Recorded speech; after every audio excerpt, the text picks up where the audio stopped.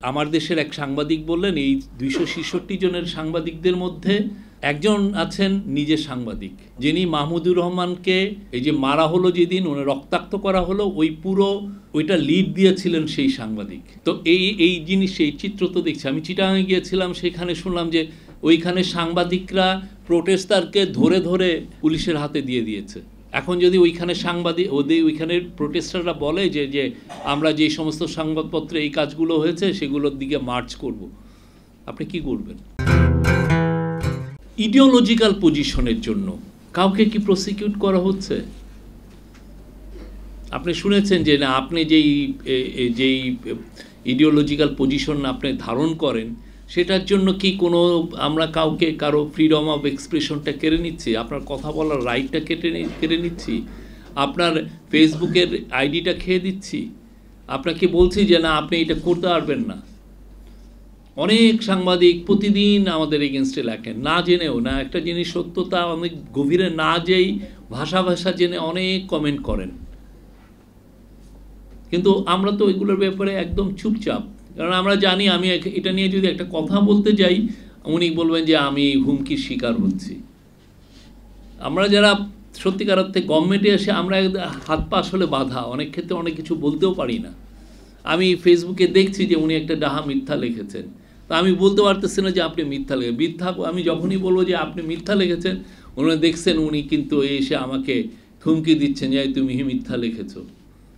কিন্তু প্রথম কথা হচ্ছে যে 9 মাসে একটা বিষয়ে আমাদের সত্যিকার অর্থে আমরা যেটা দেখছি যে যারা এই যে 15 বছরে যে ফ্যাসিবাদী বয়ান তৈরি করলো, অনেক লোকের মৃত্যুকে বৈধতা দিল, কিলিংয়ে বৈধতা, মার্ডারে বৈধতা দিয়েছে, দেশের ডেমোক্রেসিকে যারা কিলিংয়ের সাথে সরাসরি যুক্ত, আপনি দেখেছেন যে 3-3টে ইলেকশন হয়েছে, অনেকে হাততালি দিয়েছেন যে না এই ইলেকশনটাই দরকার ছিল। তো এই বিষয়ে আসলে বাংলাদেশের সাংবাদিকরা কি, মানে বাংলাদেশের সাংবাদিক যারা রাইটস গ্রুপ আছেন, এই বিষয় নিয়ে তো সত্যিকার অর্থে আমাদের we have to come to terms with it. যখনই কেউ এটা প্রোটেস্ট করতে চাচ্ছেন, বলতেছেন যে না উনি ওই বয়ান করছেন। একটা টিভি স্টেশনের আমি জানি 2টা লোক প্রতিদিন এসে বলতো যে ওরা সন্ত্রাসী, ওরা জঙ্গি। এখন এই যে 2-3 মাস পরে যখন পরিবর্তিত পরিস্থিতিতে এসে স্টুডেন্টরা যদি বলে ওই টিভি স্টেশনে যে ভাই উনি কিন্তু আমাদেরকে সন্ত্রাসী বলছে, এখন যেই এইটা বলতেছে তখন আবার অনেকে বলে যে দেখছেন মব এদের পিছনে সাংবাদিকদের এগেইনস্টে লেগে গেছে। মানে ওনার ওই যে সে যে এই প্রশ্নটাতে তুলবে যে না উনি কেন আমাকে সন্ত্রাসী বলল, এই প্রশ্ন তোলারও রাইটটা নিয়ে অনেকে কোশ্চেন করতেছেন। আপনি কি জার্নালিজম, তো আপনি যখন ওইটা করছেন আপনার তো জানা উচিত ছিল যে আপনি যদি you are playing a high stake game, আপনি যদি লুজ করেন আপনি কিন্তু you have to face music. আপনি উইন করলে তো এই ছেলেগুলো সব জেলে থাকতো, অনেককে ক্রস ফায়ারে মারা যেত। আপনি তখন বলতেন যে না শেখ হাসিনা দেশকে জঙ্গি মুক্ত করেছেন। এখন আপনি তো হেরে গেছেন, আপনার যে সন্ত্রাসী বয়ান হেরে গেছে। এখন এই ছেলেরা যদি বলে যে আপনি সাংবাদিকতার কলঙ্ক, আপনি আমাদেরকে কিলিংয়ের বৈধতা দিয়েছিলেন, তাহলে কি এটা কি মব হলো নাকি? এরা কি এটা বলতে পারবে না? অনেকে দেখছি যে না এই যে দেখছেন মব হচ্ছে, এই মবকে আপনারা বলা যাবে না, মব বলা যাবে না, এদেরকে মব বলতে হবে। অনেকে তো জেনুইন প্রোটেস্টার। আপনি কিন্তু তাকে ক্ষতি করতে, আপনার জার্নালিজম তাকে সত্যিকার অর্থে ক্ষতি করার চেষ্টা করেছিল, আপনি ফেল করছেন, বিকজ তারা অনেক ছিল, লাখ লাখ ছিল, ইউ লস্ট ইট। এই জায়গাটায় তো আমাদের আসতে হবে, এবং এইটা নিয়ে সত্যিকার অর্থে আমাদের সোসাইটিতে এই যে আমরা মিডিয়া কমিশন রিপোর্ট করেছি, কিন্তু আমার মনে হয় যে এইটা নিয়ে সবাই কথা বলতে হবে। এই জায়গায় আমাদের এই জার্নালিজমের এই জায়গাটা নিয়ে, এই যে আমাদের যে বড় ফেলুর হয়েছে গত 15 বছর, সেটা নিয়ে আমাদের কয়েকটা কাজ করতে হবে। প্রথম কাজ হচ্ছে আমাদের নতুন সোশ্যাল কন্ট্রাক্ট দরকার।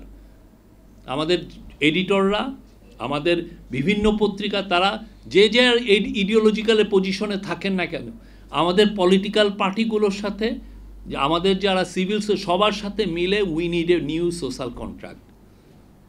এটা খুবই দরকার, আমাদের নতুন একটা কন্ট্রাক্ট দরকার। আমরা ওই আগের contract that has fail, that has broken, ওটা নাই। আমাদের নিজেদের ফেইলুরের কারণে আমরা ট্রাস্টটা হারিয়েছি অনেকের কাছে।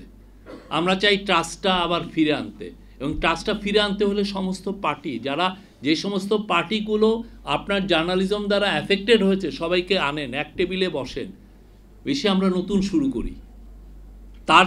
তাকে ট্রাস্টে আনতে হবে। আর যদি আপনি ট্রাস্টে না আনেন, অন্তর্বর্তীকালীন সরকার চলে যাবে ঠিকই, নতুন গভর্নমেন্ট এসে আপনার জার্নালিজমটা কিন্তু আবার ধরবে, বলবে যে এই যে সেই সময় স্বৈরাচারের দোষর ছিল, এই কাজগুলো করেছে, এখন সে আমার এগেনস্টে আবার লিখছে। সবাই মিলে এটা একটা নতুন একটা সোশ্যাল কন্ট্রাক্ট আমাদের দরকার, এটা খুবই দরকার। আমি মনে করছি যে কয়েকটা বিষয়ে আমাদের খুবই খুবই ইম্পর্টেন্ট। এটা একটা নতুন সোশ্যাল কন্ট্রাক্ট। আমাদের জার্নালিজমের নিউ ইকোনমিক মডেল দরকার। যেই ওল্ড মডেল আমরা জার্নালিজম করে আমরা ডিএফপির থেকে অ্যাড পাওয়ার চেষ্টা করছি, ম্যানিপুলেট করতেছি সিস্টেমকে, করে আমি অ্যাড নিচ্ছি, নিয়ে কোনোভাবে টিকে রয়েছি, এবং এই নিউ ইকোনমিক মডেলে আমি দেখতেছি যে আমার পক্ষে আসলে বড়লোক হওয়া সম্ভব না। আমি দালালি করছি, করে পুরো জার্নালিজমের যে পুরো ফ্রিডম অফ এক্সপ্রেশনের জায়গাটা পুরোপুরি ভয়ানকভাবে আমি ধ্বংস করছি, মানুষের ট্রাস্টগুলো আমি নষ্ট করছি। আমাদের নতুন ইকোনমিক মডেল দরকার, যেখানে কপিরাইট প্রোটেক্টেড হবে, যেখানে জার্নালিস্টদের বেতনটা প্রোটেক্টেড হবে। আমরা যে জার্নালিজম করছি সেটা সাস্টেইনেবল না, সেখানে 2-3টা লোক বেনিফিটেড হচ্ছেন, ইউনিয়নের লিডারগুলো বেনিফিটেড হচ্ছেন, দালাল এডিটররা বেনিফিটেড হচ্ছেন, বা যারা দালালির রেসে 2-1জন এগিয়ে থাকতে পারছেন তারা বেনিফিটেড হচ্ছেন, আর বাকি বিশাল গ্রুপ খুবই দিন আনতে পান্তা ফুরনের মতো অবস্থা, তাদের সংসার চলছেই না। এই জায়গাটা তো ঠিক না। আমি যদি ট্যালেন্ট থাকে, আমি যদি উঠতে পারি, আমি যদি এই ল্যাডার ধরে মই ধরে আমি যেন উঠতে পারি একের পর এক, তো সেই মডেলটা তো ব্রোকেন। একটা দুষ্ট চক্রে আটকে গিয়েছিল। We need a new economic model. Honestly এই বিষয়টা আমাদের সবাই নতুন করে ভাবতে হবে আমরা কি করছি। আরেকটা হচ্ছে যে আমাদের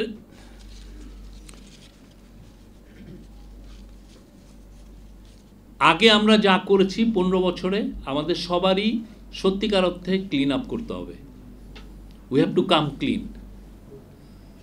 আমরা যদি অন্যায় করে থাকি, এসে আমরা বলি, আমরা কেউ কাউকে কিন্তু বন্ধ করছি না পত্রিকা, কিন্তু আমার যেটা বলা, আমরা যেই অন্যায়গুলো হয়েছে এইটা বলার মধ্যেও একটা সাহস দরকার। এই সাহসটা আমাদের, আমরা যে অন্যায় করেছি, এই আমার জার্নালিজম গত 15 বছরে বাংলাদেশের মানুষকে অধিকার হরণ করেছে। আমি এইটা বলতে হবে যে না, আমার এই অধিকার হরণ করেছে, আই এম সরি। আপনাকে এই সরি বলতে হবে, নতুবা আপনাকে অন্তত নিজের মধ্যে ইন্টারনাল একটা কমিশন করে বলতে হবে যে না, আমি এই সময় এই জায়গায় আমার জার্নালিজমের ফেইলিউর ছিল। এই জায়গাটা খুব ইম্পর্টেন্ট, এটা আপনার বলতে হবে, যাতে আপনি নতুন শুরু করতে পারেন ভালোভাবে। মানুষ যাতে আপনার উপরে আবার ট্রাস্টটা ফিরে পায়, যে না, উনি আগে যেটা করেছিলেন সেগুলোকে he has come to terms with it, ওইটা উনি সরিয়ে রেখেছেন, এখন নতুন করে শুরু করছেন। যতক্ষণ না আপনি এটা বলছেন, আপনার উপরে মানুষের ট্রাস্ট আসবে না, আপনাকে সবসময় সন্দেহের চোখে দেখবে, এবং তাতে পুরো বাংলাদেশের জার্নালিজমের পুরো অ্যাটমসফিয়ারটা ভিশিয়েটেড হয়ে থাকবে, বাজে হয়ে থাকবে, যেটা আবার সেই জায়গায় ট্রাস্টের জায়গায় ফিরবে না। আমরা ট্রাস্টটা ফেরাতে চাই। তো এই ট্রাস্টটা ফেরাতে হলে যারা যে ভুল করেছেন, অনেকে সিকিউরিটি এজেন্সি তাদেরকে একের পর এক নিউজ সরবরাহ করছেন, সেটা দিয়ে ওনারা বয়ান তৈরি করেছেন, তার বলতে হবে যে আমি কিভাবে আমার ফেলুরগুলো হয়েছে। এটা সবার, এটা part of the social contract হওয়া উচিত আমি মনে করি। আরেকটা হচ্ছে যে আমাদের সাংবাদিকদের সত্যিকার অর্থে, এটা বাইরে অলরেডি সব জায়গায় প্র্যাকটিস করতেছে, সেটা হচ্ছে যে সোশ্যাল মিডিয়া গাইড প্রত্যেকটা নিউজ পেপারে লাগবে,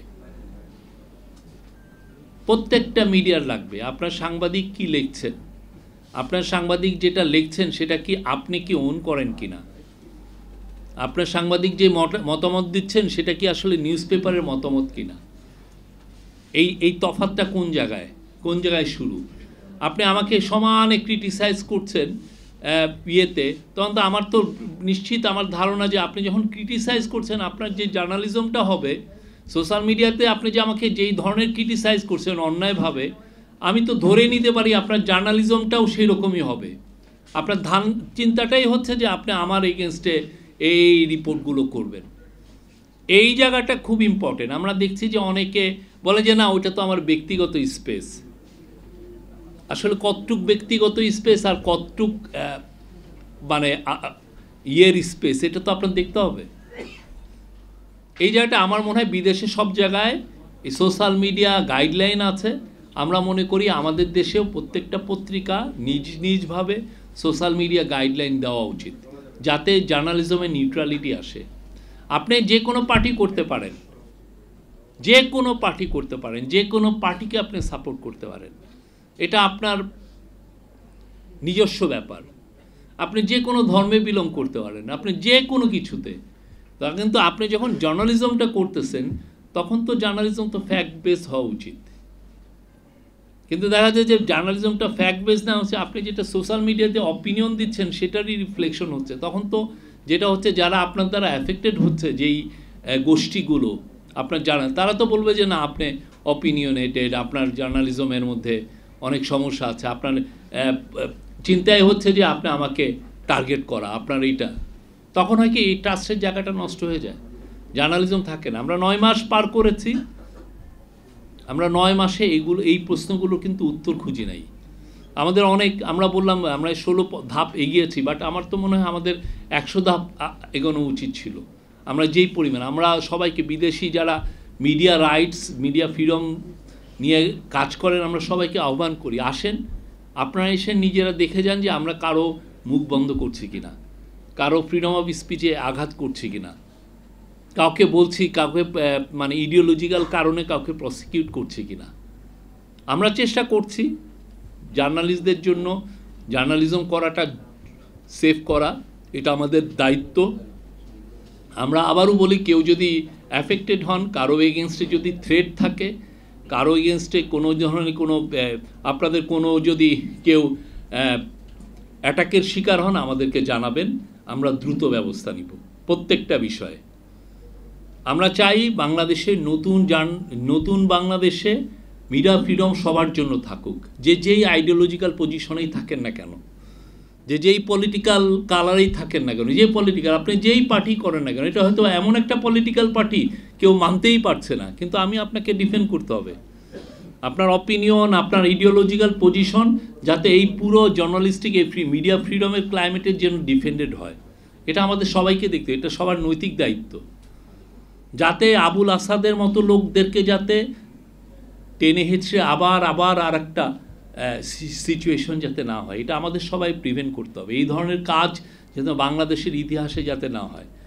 এবার আমরা আমি এই যে 266 জনের কথা বললেন, যে আছে যে ডেলি স্টারে, আমাকে আমার দেশের এক সাংবাদিক বললেন, এই 266 জনের সাংবাদিকদের মধ্যে একজন আছেন নিজের সাংবাদিক, যিনি মাহমুদুর রহমানকে এই যে মারা হলো, যেদিন ওনার রক্তাক্ত করা হলো, ওই পুরো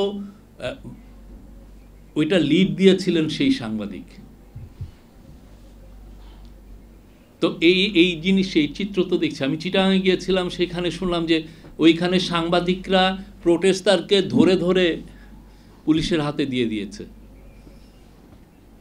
এখন যদি ওইখানে ওইখানের প্রোটেস্টাররা বলে যে আমরা যে সমস্ত সংবাদপত্রে এই কাজগুলো হয়েছে সেগুলোর দিকে মার্চ করব, আপনি কি করবেন? তো আমরা এই জন্য উই নিড, এগেন আমি বলছি, আমরা একটা নতুন সোশ্যাল কন্ট্রাক্ট দরকার সাংবাদিকদের জন্য। Thank you very much.